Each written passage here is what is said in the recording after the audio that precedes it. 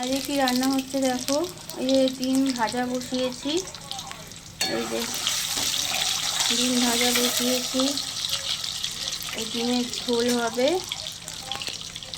আর এই যে এখানে মশলা করে রাখা হয়েছে, আর এই যে পেঁয়াজ কুটে রাখা হয়েছে, পেঁয়াজটা কুচানো রয়েছে।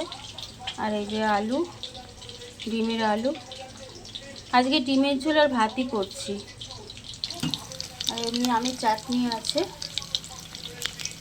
তো এই করব রান্না, আর আজকে সেরকম ঝামেলা কিছু করব না। এই যে ডিম ভাজা হয়ে গেছে, ডিম ভাজা ভেজে রেখেছি। আর এই যে ডিমের মশলা কষাচ্ছি, এই যে ডিমের মশলা,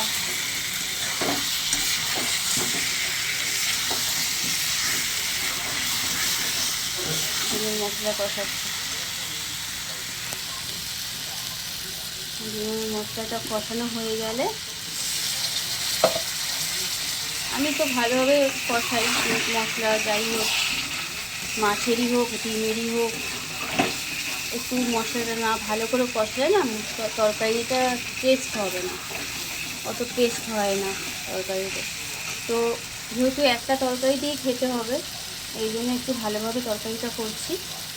তো ঝোলটা কেমন লাগছে দেখে বলো কিন্তু। এই যে